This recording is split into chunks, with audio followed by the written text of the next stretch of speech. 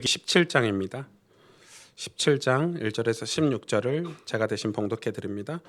여호와께서 모세에게 말씀하여 이르시되 아론과 그의 아들들과 이스라엘의 모든 자손에게 말하여 그들에게 이르기를 여호와의 명령이 이러하시다 하라. 이스라엘 집의 모든 사람이 소나 어린 양이나 염소를 진영 안에서 잡든지 진영 밖에서 잡든지 먼저 회막문으로 끌고 가서 여호와의 성막 앞에서 여호와께 제물로 드리지 아니하는 자는 피 흘린 자로 여길 것이라.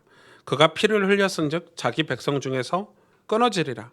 그런즉 이스라엘 자손이 들에서 잡던 그들의 제물을 회막문 여호와께로 끌고 가서 제사장에게 주어 화목제로 여호와께 드려야 할 것이요, 제사장은 그 피를 회막문 여호와의 제단에 뿌리고 그 기름을 불살라 여호와께 향기로운 냄새가 되게 할 것이라. 그들은 전에 음란하게 섬기던 순 염소에게 다시 제사하지 말 것이니라. 이는 그들이 대대로 지킬 영원한 규례니라.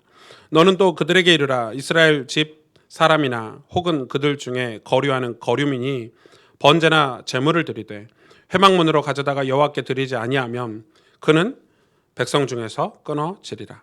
이스라엘 집 사람이나 그들 중에 거류하는 거류민 중에 무슨 피든지 먹는 자가 있으면 내가 그 피를 먹는 사람에게는 내 얼굴을 대하여 그 백성 중에서 끊으리니 육체의 생명은 피에 있음이라.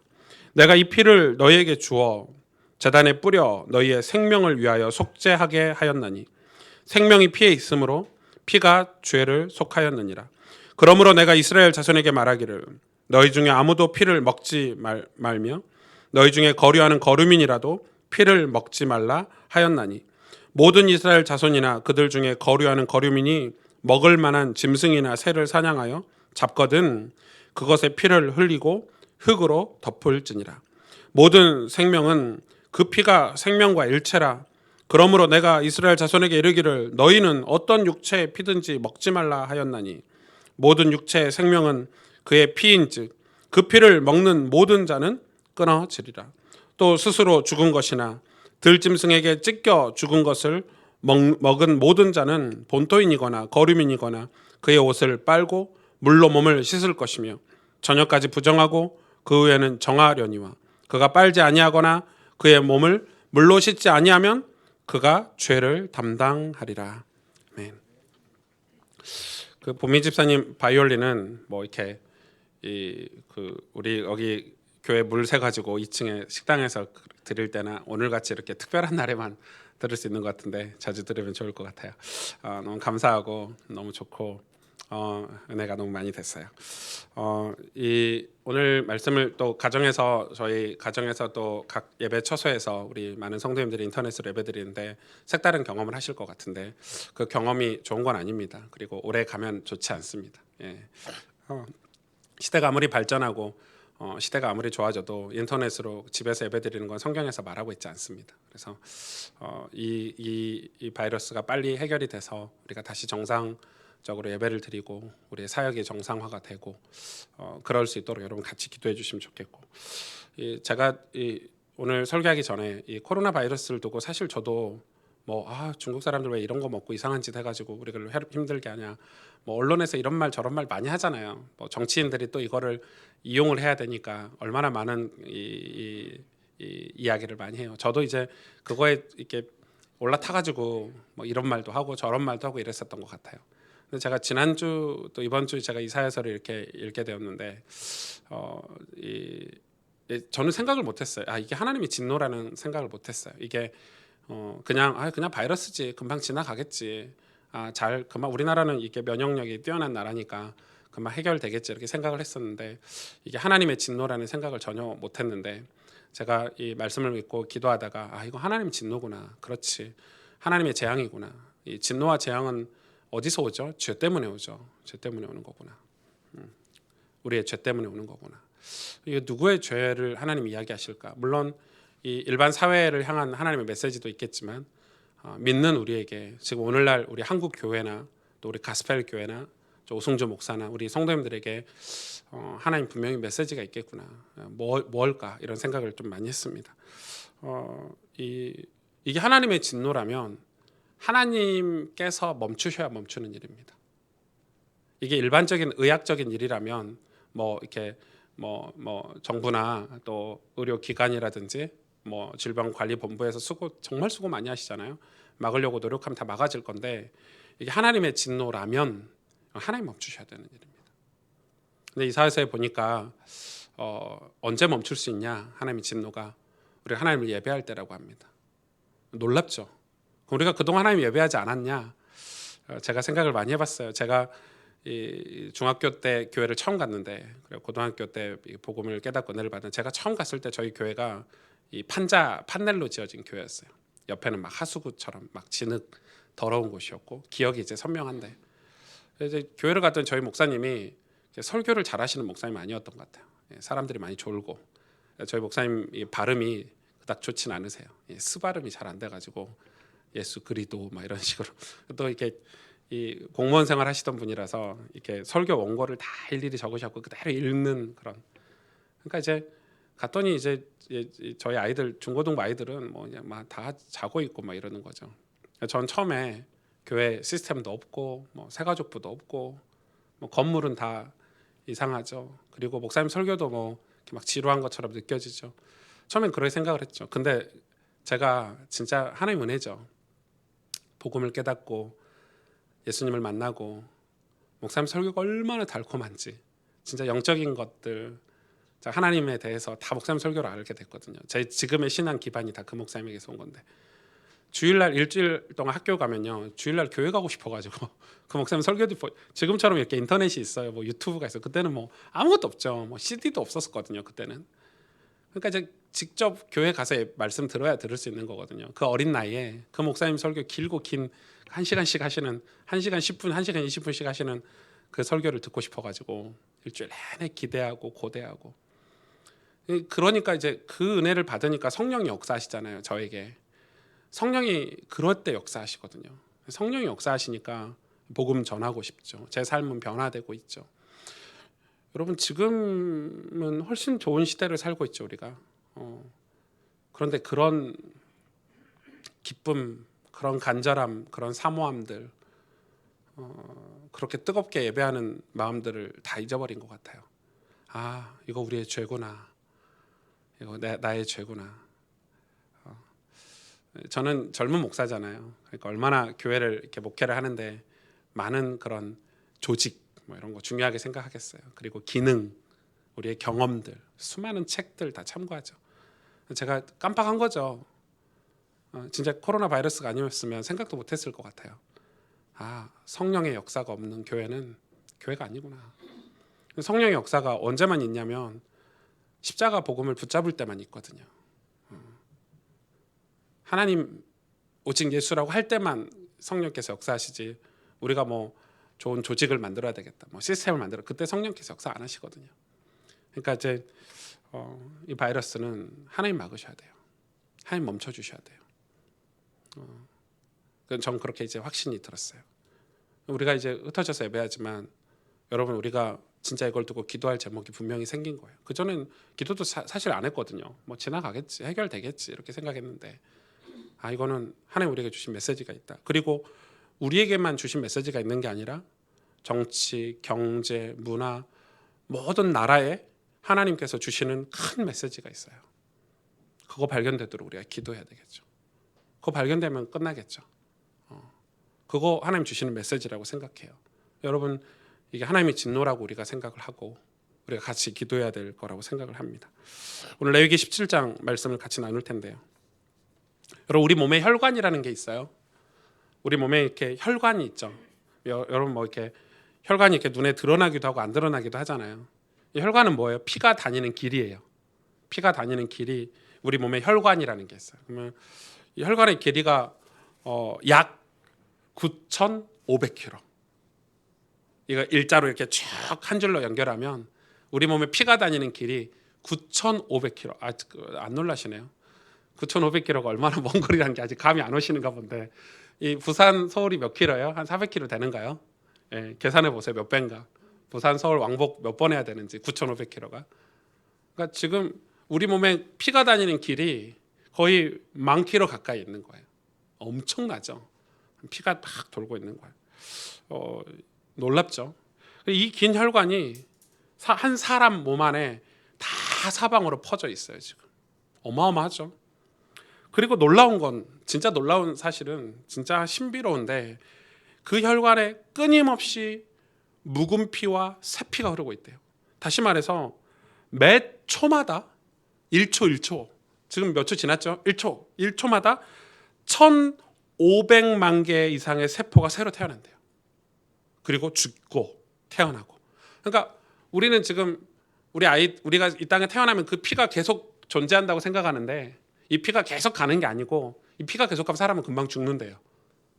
이 피가 계속 생성되고 계속 죽고, 그러니까 하나님이 새 피를 계속 우리 안에 주신다는 거예요. 놀랍죠. 놀라운 일이 벌어요. 매 초마다 1,500만 개 이상의 세포가 새로 태어났다가 죽고 하는, 이게 생명의 역사죠. 우리가 살아있는 증거예요. 이게 멈추면 우리 육신이 이 기관이 다 스탑되는 거예요. 피가 너무 중요하죠. 이 성경에 보면 이 피라는 말이 얼마나 중요한지, 기독교의 상징이 피잖아요. 옛날에는 성경책도 지금 이렇게 예쁘게 금딱지로 해놨지, 옛날 성경은 여기다 다 피 발라놨죠. 빨간색으로. 왜냐하면 기독교 하면 피였어요. 옛날에 오해했어요. 이 로마가 오해했고, 시대마다 기독교인들을 되게 오해해서 막 모여서 뭐 피 잡아 먹는다더라. 하도 피피피 그러니까 이 기독교인들이 이상한 거 한 줄 알고 이렇게 핍박할 때 이상한 그런 종교단체처럼 오해를 할 만큼 기독교의 어떤 상징성이 피에 있었죠. 이 성경에 보면 피라는 말이 제가 정확히 세보진 않았지만 인터넷에 보니까 한 418번 정도 나온대요. 피라는 단어 자체가. 그리고 이 몇 장 안 되는 레위기, 진짜 레위기 몇 장 안 되잖아요. 겨우 27장밖에 안 되는데, 이 17장 안에 피라는 단어가 80번 이상 나와요. 이건 제가 세본 거예요. 피라는 단어가 몇 번 나오는지 레위기 읽으면서 체크해봤더니 80번 이상 나와요. 왜 80번 이상이야? 정확히 검토를 안 했어요. 한 번 세고 말았으니까. 80번 이상 나와요. 81번인가 2번인가 이렇게 나와요. 그러니까 이 작은 성경 안에도, 이 레위기 안에도 80번 이상 나오고, 전체 성경으로 펼치면 피라는 단어가 418번이나 나오는 거예요. 하나님께서 저와 여러분에게 성경을 통해서 가르쳐 주시는 굉장히 기본적인 공식이 하나 있는데, 이건 외우셔야 돼요. 공식이니까. 그게 뭐냐면 피는 곧 생명이다. 피가 생명이라는 거예요. 이게 하나님이 만드신 공식이에요. 피가 생명이에요. 그러면은 그 다음 또 다른 공식이 성립이 되는데, 피가 흘리면 어떻게 돼요? 죽는다는 거예요. 피 흘림은 죽음이에요. 이게 하나님이 인간을 창조하시고 주신 공식이에요. 그래서 오늘 레위기에 뭐라고 나오냐면, 피 흘리면 백성에서 끊어진대요. 피 흘리면 죽는 거예요. 이 짐승도 피 흘리면 죽고, 사람도 피 흘리면 죽고. 그래서 오늘 성경에서 이야기하는 피 흘리면 죽음을 상징해요. 그 피를 먹으면 안 된다는 거예요. 왜? 죽은 사람의 피를 먹으면 되겠어요? 피에 대해서 이야기하는 거예요. 피는 생명이에요. 피가 있어야 살 수 있어요. 피가 흘리면 죽게 된다는 게 오늘 성경이, 오늘날 하나님이 저와 여러분에게 주시는 공식과 같은 메시지예요. 그러면 오늘 레위기를 그 배경을 가지고 좀 살펴볼 건데, 오늘 11절에 보니까 육체의 생명은 피에 있습니다. 내가 이 피를 너희에게 주어 제단에 뿌려 너희의 생명을 위하여 속죄하게 하였나니, 생명이 피에 있으므로 피가 죄를 속하느니라. 이게 뭔 소린가? 14절에 보니까 모든 생물은 그 피가 생명과 일체라. 그러므로 내가 이스라엘 자손에게 이르기를 너희는 어떤 육체 피든지 먹지 말라 하였나니, 모든 육체의 생명은 그것의 피인즉 그 피를 먹는 모든 자는 끊어지리라. 모든 육체 피, 어떤 육체, 이 피가 생명과 일체이기 때문에 피가 흘리면 죽죠. 그 말은 살인을 하지 말라는 의미도 있죠. 피를 흘리게 하면 안 된다는 거예요. 사람의 피를 흘리게 하면 안 되고, 짐승의 피도 흘리게 해서는 안 된다는 거죠. 그리고 그 짐승은 우리가 잡아서 피를 흘려야 우리가 먹을 수 있으니까 그 피를 먹지 말래요. 피를. 여러분, 피 먹는 건 좋은 게 아니죠. 여러분, 여기서 굉장히 중요해요. 여러분, 죄의 삭은 사망이라고 성경은 기록하고 있어요. 사망. 죄의 값은 사망이에요. 죄의 결과는 사망이에요. 사망은 죽음인데, 죽음은 오늘 성경에 뭐라고 얘기하고 있어요? 피 흘림이다 얘기하고 있어요. 그럼 공식이 성립이 되죠? 죄의 삭은 피 흘림이에요. 죄가 해결되려면 피를 흘려야 된대요. 피를 흘리는 게 뭐라고요? 죽음이라고요. 그래서 죄의 삭은 죽음이에요. 죄의 삭은 사망이에요. 이 공식이 성립이 되죠. 죄의 삭은 죽음이에요. 그런데 우리가 성경을 보면 죽음에 대해서 두 가지를 얘기하고 있어요. 하나는 피 흘리는 것을 죽음이라고 말하고, 또 하나는 죄의 삭이 죽음이라고 말하는데, 구약에는 피 흘리는 게 죽음이고 하나님이 그 죄의 결과가 또 죽음이라고 이렇게 두 가지를 얘기하는데, 성경은 그렇게 되어 있죠. 그런데 보세요. 죄 지은 사람이 죄의 값을 지불해야 되는데, 그가 사함을 받든지 그가 죄에 대한 대가를 어떤 자기가 보응을 받으려면 뭐 해야 된다고요? 죽어야 된다는, 피 흘려 죽어야 된대요. 왜냐하면 피 흘리는 것이 죽음이니까, 죄의 삭이 죽음이니까. 그러므로 뭐가 같습니까? 죄의 삭은 곧 피 흘리는 것이다. 여러분, 이 공식을 이해하셔야 돼요. 이게 성경이 우리에게 가르쳐 주시는 그런 기본적인 공식이에요. 그러면 여러분, 우리 죄를 씻으려면 어떻게 돼야 돼요? 피 흘려야 돼요. 우리 죄를 해결받으려면 어떻게 해야 돼요? 죽어야 돼요. 이게 공식이에요. 죄의 삭은 뭐와 같죠? 피 흘리는 것 같아요. 그러니까 벌써 이 기독교에서 왜 그렇게 피를 중요시하냐, 영적으로 여러분 열리신 분들은 금방 깨달을 수 있겠죠. 피가 너무 중요하구나. 죄를 씻고 싶은가? 그럼 피를 흘려라. 지금 그 말을 하고 있는 거예요, 성경에서. 너 죄에 대한 대가를 정확하게 지불하고 싶어? 그럼 누군가 죽어야 돼. 그 말이에요. 네가 죽든지 내가 죽든지 해야 된다는 거예요. 왜? 피 흘린다는 것은 죽는 것을 말하니까. 오승주, 너 죄인이지? 예, 죄인입니다. 그럼 너 죽어. 이런 거야. 그럼 너 죽어야 돼. 네가 죽기 싫으면, 오승주 네가 죽기 싫으면 너 대신 무엇인가가 죽어야 돼. 이 말이에요. 이것이 하나님의 명령이었어요. 여러분, 인간은 누구나 다 죄인이죠. 죄인이기 때문에 다 죽어야 돼요. 피를 흘려야 돼요. 죄 지은 사람이 자기 죄값을 위하여 죽는 것은 당연한 것이에요. 그런데 여러분, 죄 지은 사람이 하나님 앞에 죽는 것은 어떤 거죠? 완전 절망이에요. 소망이 없어요. 죄 지은 사람이 그냥 죽는 것도 불행한 일이지만 하나님 앞에서 죽는 거는 완전 소망이 없어. 그 어떤 것도 더 이상 기대할 수 없는 절망적인 심판만 딱 남아있는 거예요. 여러분, 우리 중에 여러분 영원히 살 사람 있습니까? 뭐 신천지 이만희 교주가 영생 어쩌고 저쩌고 하는데 영생 같은 소리 하고 있네요. 제가 인간은 영원히 살 수가 없어요. 뭐 보통 평균 연령으로 8, 90이면 다 죽을 준비를 해야 돼요.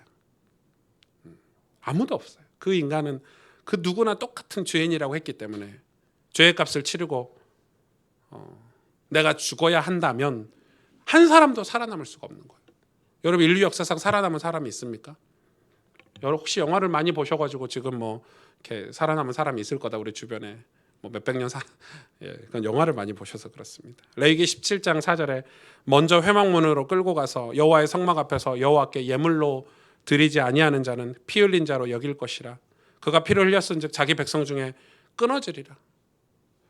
지금 하나님 뭐라고 얘기하시냐면, 우리가 그냥 피 흘린 것도 죄인데 하나님 앞에서 예물을 드리지 아니하는, 다시 말해서 하나님 앞에 제사를, 번제, 우리가 배운 제사를 드리지 아니하는 자는 피 흘린 자로 여긴대요. 하나님이 보실 때 제사를 드리지 않는 백성은 피 흘린 자로 여긴다는 말은 죽은 자로 여긴다는 거예요. 그가 백성 중에 끊어진대요. 구원 백성 중에, 구원자 받은 백성 중에서 끊어진대요. 지금 엄청 무서운 얘기를 하고 계시는 거예요. 우리는 이 죄가 두 가지, 죽음이 두 가지가 있잖아요. 육신적인 죽음도 있지만 우리 영혼이 죽는 게 있어요. 심판이죠. 성경이 말하는 죽음은 두 가지 죽음을 얘기해요.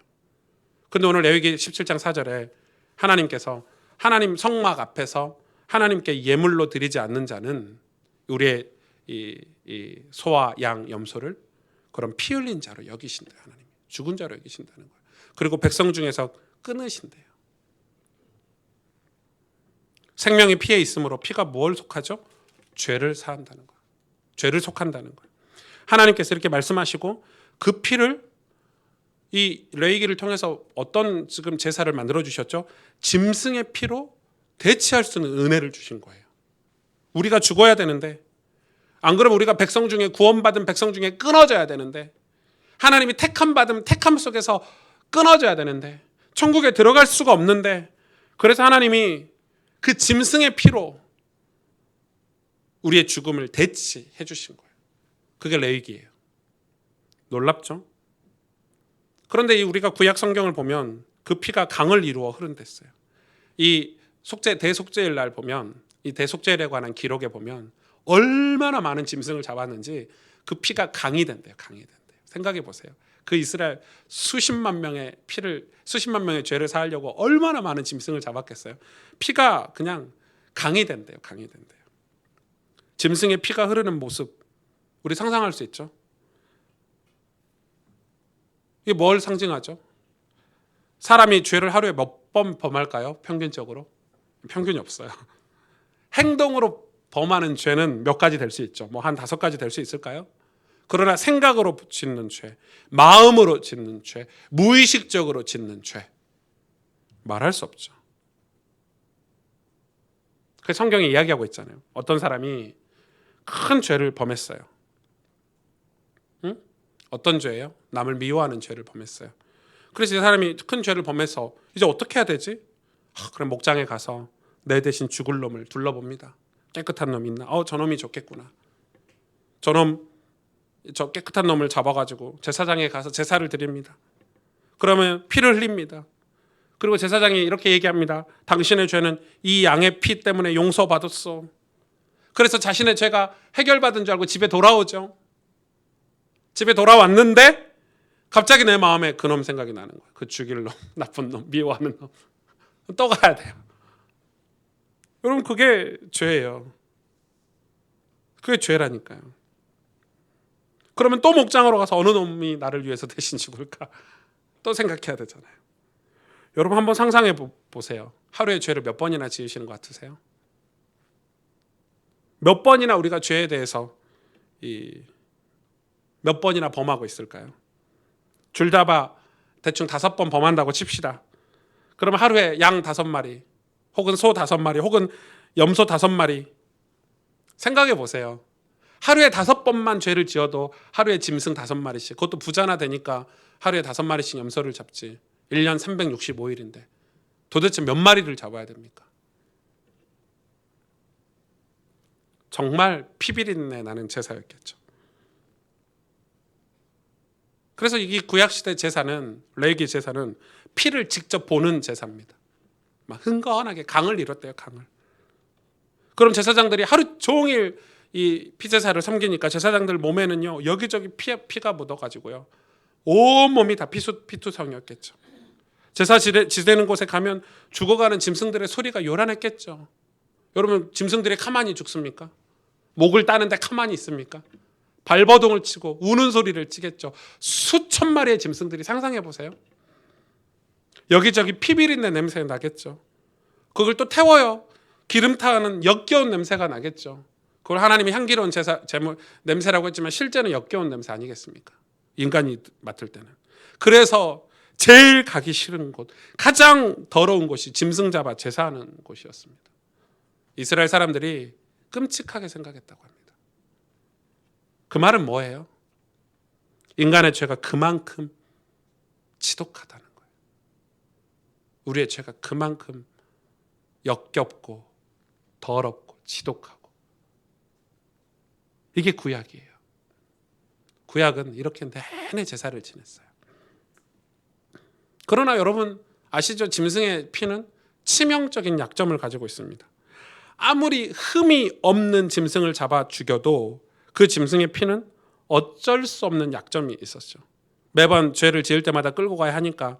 여러분 이게 세상에 할 짓입니까? 그게 첫 번째 문제였죠. 죄 지을 때마다 짐승을 잡는 게 보통 문제가 아니잖아요. 그 다음에는 아무리 짐승을 잡아도 죄 짓는 사람의 마음의 변화가 일어나지는 않았습니다. 마음의 변화. 그래서 나중에는 이스라엘 백성들이 마음은 죄를 범하고 겉으로는 제사 지내고 그랬죠. 하나님 보실 때 그 제사를 안 받으셨다고 해요. 왜? 뭐라고 얘기하셨죠? 너희 마음으로는 죄를 짓고 겉으로 와서 제사만 지내는구나. 나 너희들의 제사 안 받겠다. 이사야서에 보니까 나 그 제사 안 받겠다. 너희가 마음으로 나를 원하지 않고 겉으로만 제사를 지내는데 나 그 제사 받지 않겠다. 하나님이 이만큼 문제가 있었던 거예요.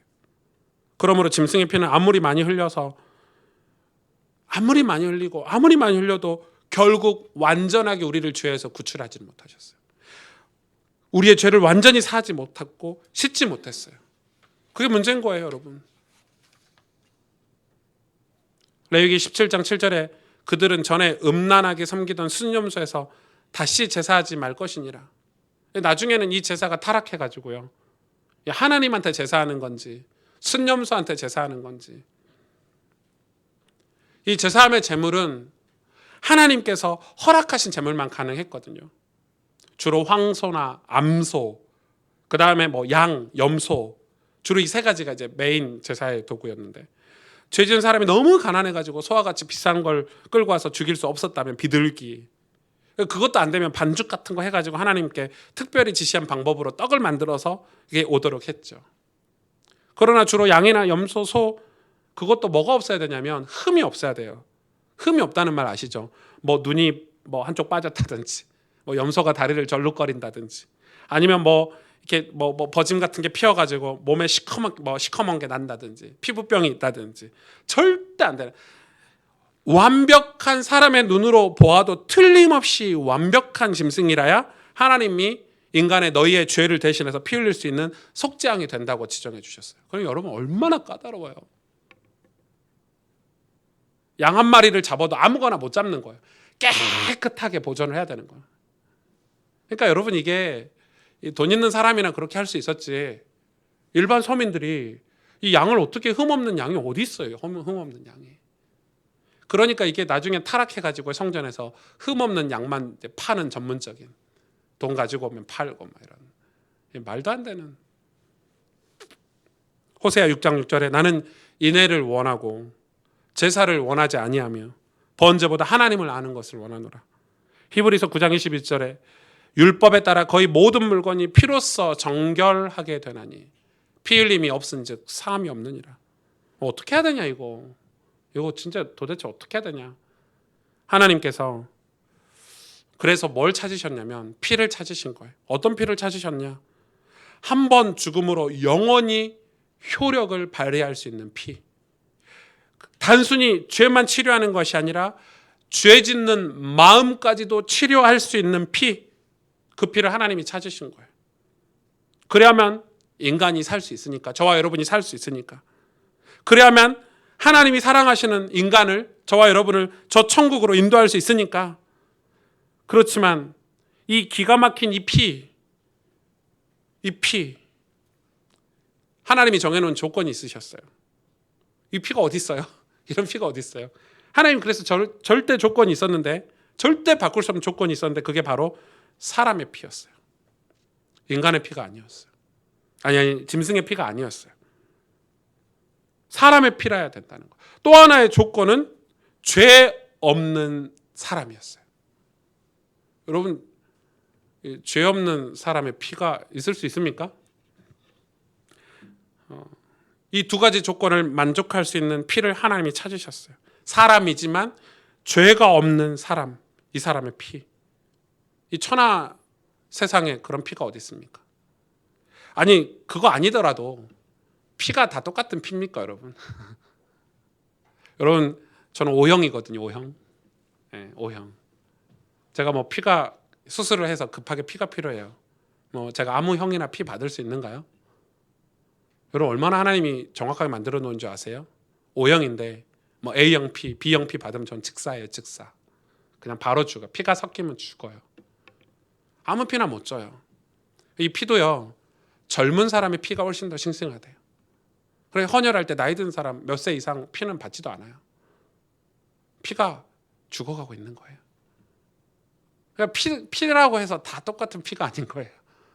우리의 피라고 해서도 다 똑같은 피가 아닌 거예요.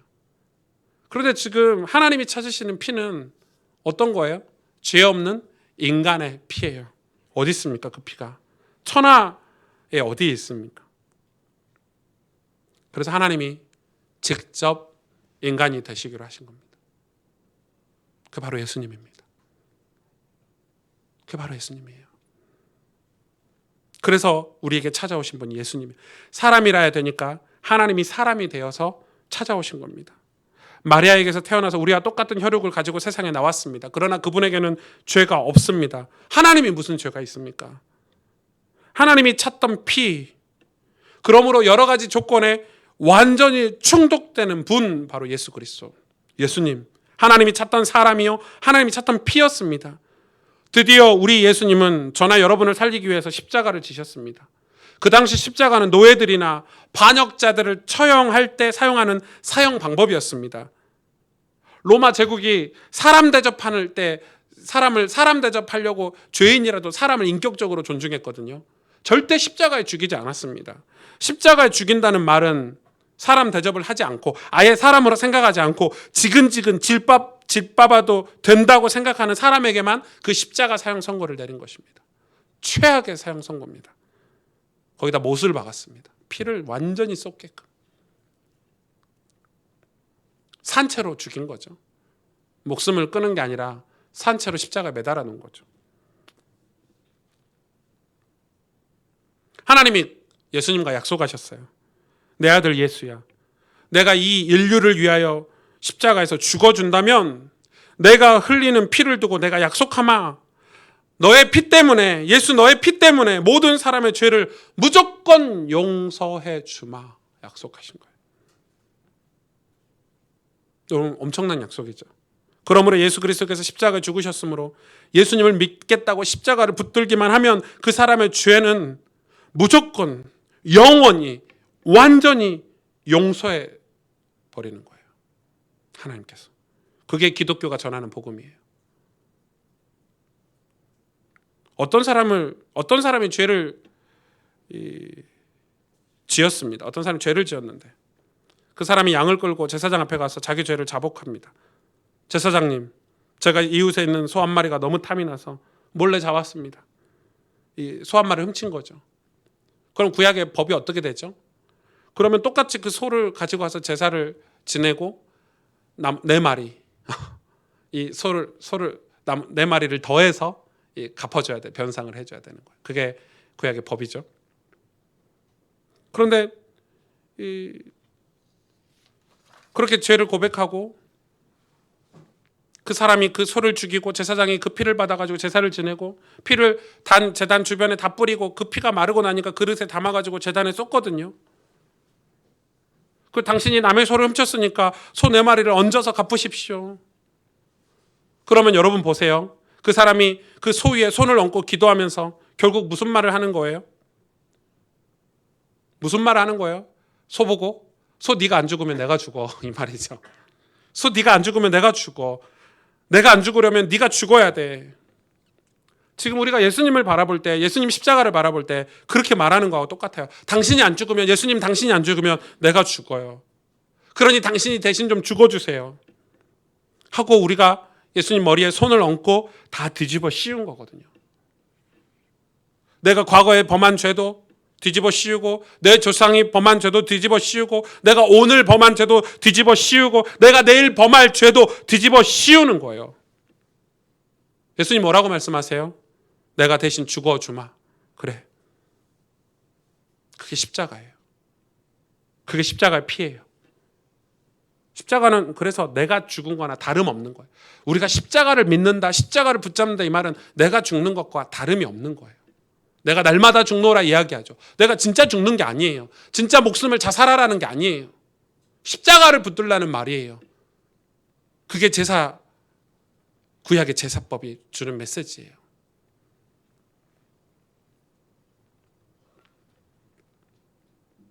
이스라엘 백성이 애굽에 내려가서 400년 동안 종살이를 했죠. 400년 동안, 여러분 400년 40년도 아니고 400년을 종살이했어요. 근데 하나님이 그들을 구원해내시려고 이 모세를 보내는데 애굽 왕 바로가 말을 듣지 않죠. 하나님 그래서 그들에게 9가지 재앙을 막 내렸습니다. 그래도 말을 듣지 않으니까 마지막 재앙을 했는데, 마지막 재앙이 뭐죠? 애굽에 있는 모든 장자를 죽이는 재앙을 내리기로 결정하신 겁니다. 하나님이. 그래 천사를 보냈어요.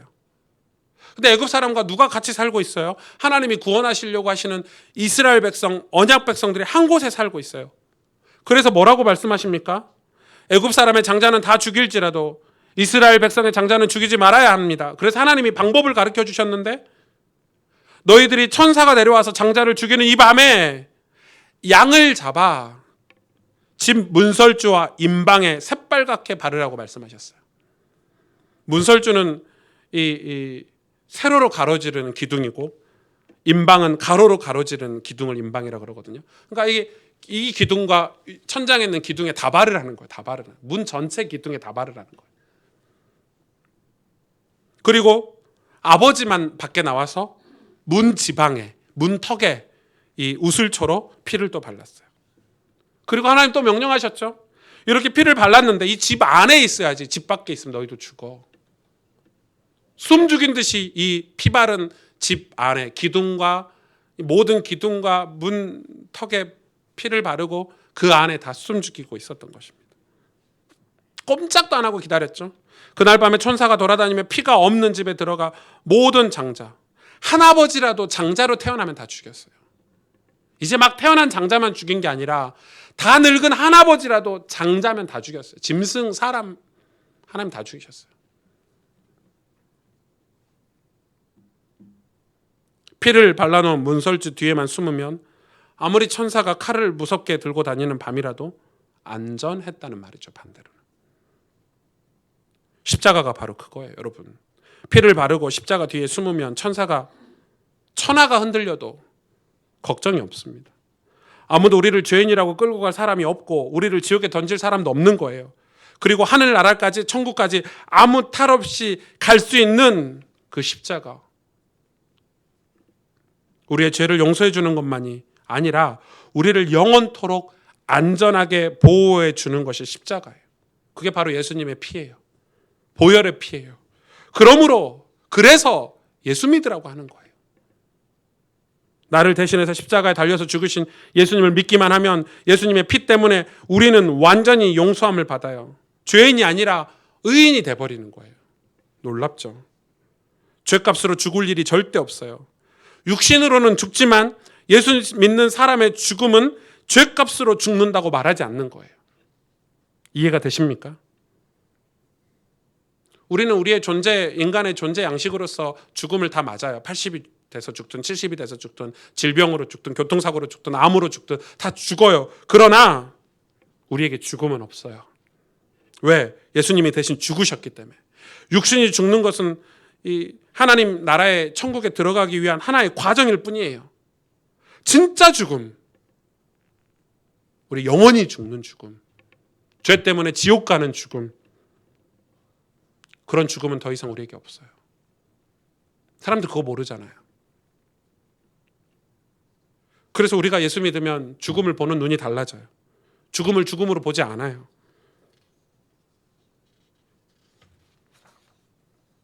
여러분 이걸 죽음을 죽음으로 보지 않으니까 우리 인생이 다르게 살 수 있는 거예요. 천국을 믿으니까 우리 인생이 달라지는 거예요. 그냥 불신자처럼 죽기 전에 내가 뭔가를 이뤄야지 이런 삶을 살지 않아요. 영원에 접속돼서 사는 거예요. 여러분 매일 죄를 짓죠? 아멘입니까? 저 여러분에게 한 가지 물어보고 싶은 게 있어요. 그러면 그 죄를 어떻게 처리하고 사십니까? 마태복음 26장 27절에서 28절에 너희가 다 이것을 마시라. 이것은 죄사함을 얻게 하려고 많은 사람을 위하여 흘리는 바 나의 피 곧 언약의 피니라. 피를 마시래요.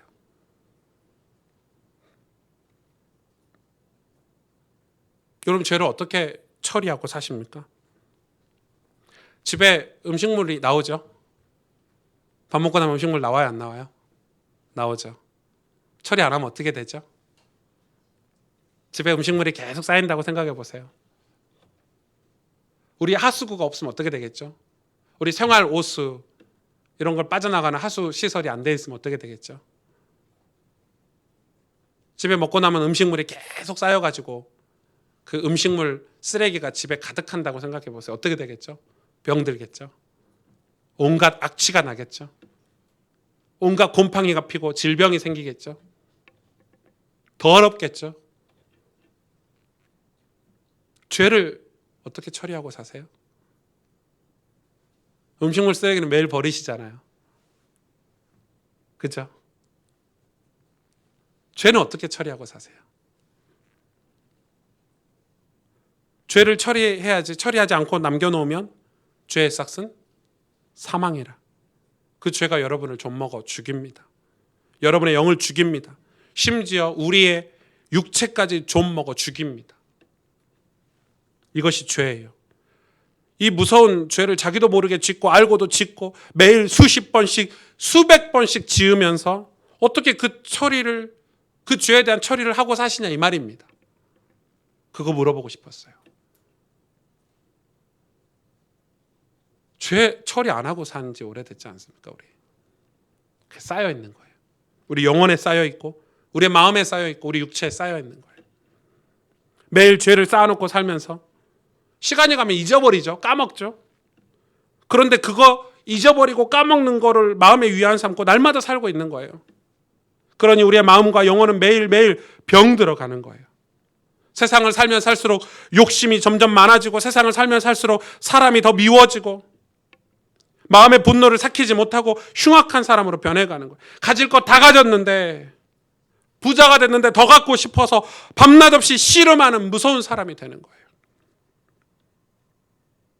바로 죄를 처리하지 않고 날마다 살고 있기 때문에 그 죄가 우리를 죽이는 거예요. 죽이고 있는 증세가 그렇게 나타나는 거예요. 우리 영혼이 죽고 있고 우리 마음이 죽고 있고 우리 육신이 죽고 있다는 증세가 그렇게 나타나는 거예요. 악독함으로, 비방함으로, 정죄함으로, 미움으로, 시기함으로, 쾌락함으로, 탐심으로, 탐욕으로 나타나는 거예요. 죄가 매일 쌓아놓고 사니까.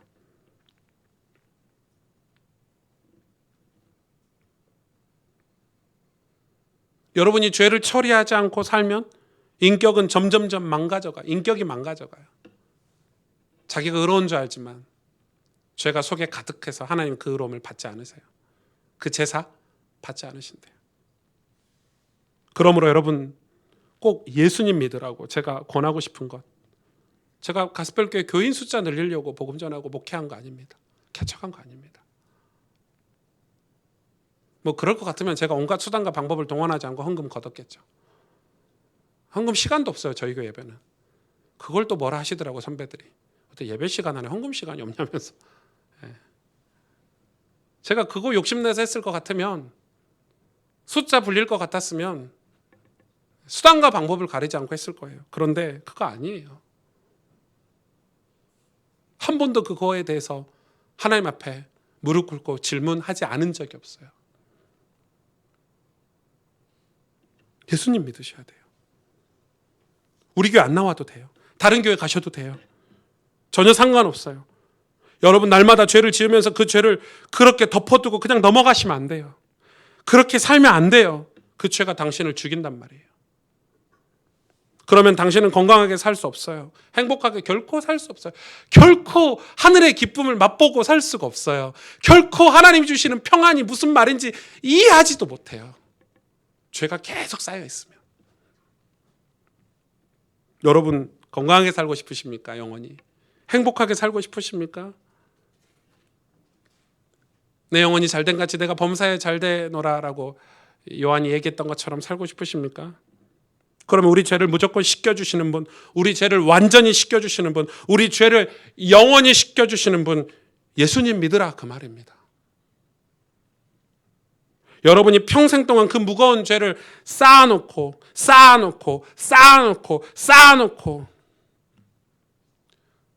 그리고 하나님 앞에 섰다 생각해 보십시오. 한 번 죽는 것은 인간에게 정하신 이치인데 하나님 그렇게 말씀하셨죠. 그 다음에 뭐가 있죠? 심판이 기다리고 있어요. 진짜 중요한 문제는 심판이에요. 죄를 쌓아놓고 죽었어요.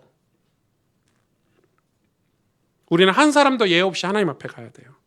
그런데 하나님이 그토록 미워하는 죄를 평생 쌓아두고 뒤집어 쓰고 우리가 하나님 앞에 설 자신이 있습니까? 여러분 자신을 과신하지 마세요. 공부를 많이 하셔서 박사가 되었든지, 돈을 많이 모아서 재벌이 되었든지, 뭐 장관을 하시든지, 국회의원을 하시든지, 여러분 젊었든지 늙었든지 자신을 과신하면 안 돼요. 우리가 얼마나 약한 줄 아세요? 제가 오늘 새벽에 악몽을 꿨는데, 별 희한한, 제가 원래 꿈을 안 꿔요. 잘 때 꿈이라는 걸 꿔본 적이 없는데 오늘 새벽에 악몽을 꿨어요. 와, 자다 딱 일어났는데요, 너무 생생한 악몽을 꿔가지고 식은땀이 온 몸에서 그냥 식은땀이 쫙 나더라고요. 그래서 뭐 바르르 떨리는, 악몽이 사실 같으니까. 그렇게 나약한 존재다 이 말이에요. 악몽 하나 꿔도 그 비참해진 마음, 그 악몽이 무섭고 두려운데, 그런 나약한 인간이 하나님 앞에 설 수 있어요? 하나님이 지옥으로 보내는데요, 그 죄의 값을 사망이라서.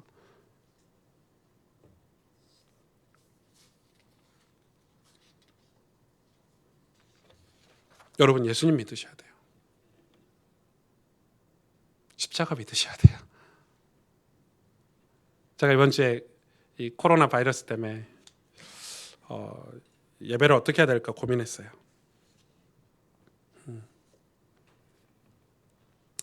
근데 예배를 고민하다가 뭐 예배야 뭐 이렇게 드리면 되지 하고 했는데, 우리가 지금 어떤 예배를 드리고 있을까?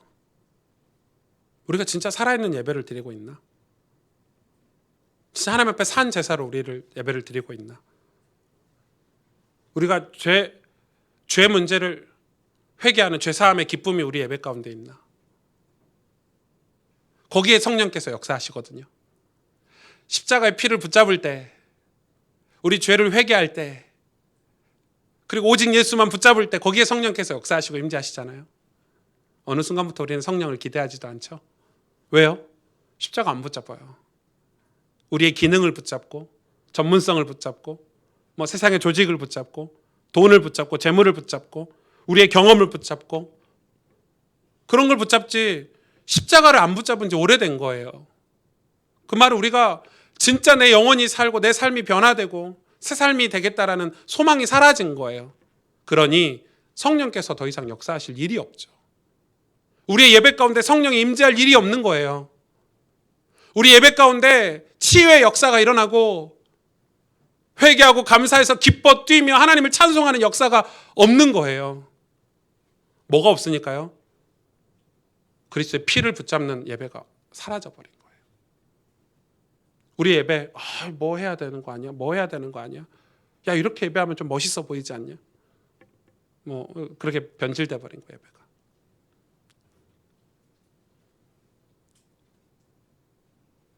우리 다시 회복해야 되겠죠. 다시 그리스도의 보혈의 피 붙잡아야 되겠죠. 여러분, 날마다 회개하는 삶을 다시 사셔야 되겠죠. 날마다 죄를 처리하면서 사셔야 되겠죠. 우리 아이에게 야, 너 죄 짓지 마 이렇게 말하기 이전에, 우리 남편에게 당신 좀 똑바로 살아 이렇게 말하기 이전에, 교회가 세상을 향해서 손가락질하기 이전에 교회부터 회개해야 되겠죠. 목사부터 회개해야 되겠죠. 그 구원의 감격 다시 회복하면 좋겠죠.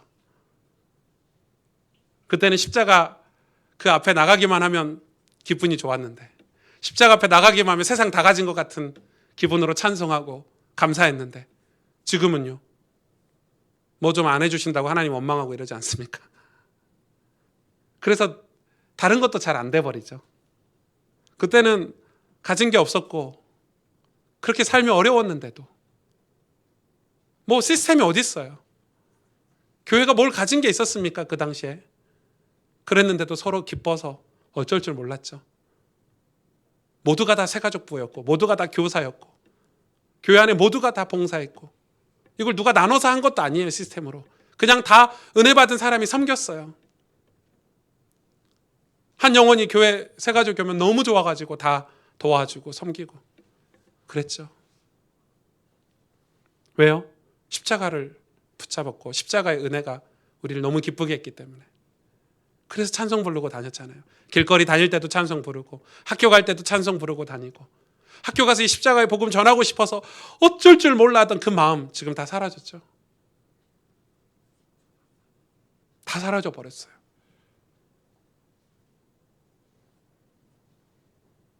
다시 뜨겁게 예배하고 싶고 다시 뜨겁게 기도하고 싶고 우리가 영적인 변화를 얻기 위해서 죄사함을 얻기 위해서 하나님 앞에 회개할 때 성령께서 다시 우리 가운데 임하시는 우리가 맨날 돈을 구하고 성공을 구하고 그런 것만 구하는데 성령이 임하실까요? 십자가의 보혈의 피는 안중에도 없는데 성령이 역사하실까요?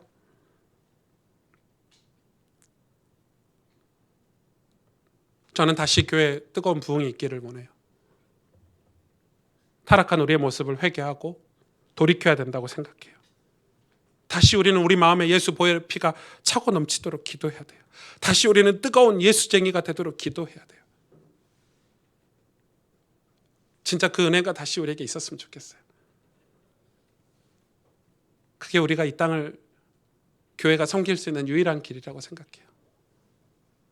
선교지를 우리가 섬길 수 있는 게 그들에게 돈을 몇 푼 보내는 게 선교지를 섬기는 게 아니고 우리가 하나님을 다시 바라볼 때 그 은혜가 흘러가는 거죠. 우리의 과거, 현재, 미래 모든 죄 우리가 영원히 사는 것 다 십자가의 보혈로만 가능해요. 여러분 매일 그 피로 죄사함 받는 은혜가 있기를 원합니다. 매일 여러분 영원히 기뻐하고 하나님을 바라볼 수 있는 성령께서 역사하시는 매일 그 십자가를 붙잡는 시간이 있기를 원합니다. 기도하겠습니다.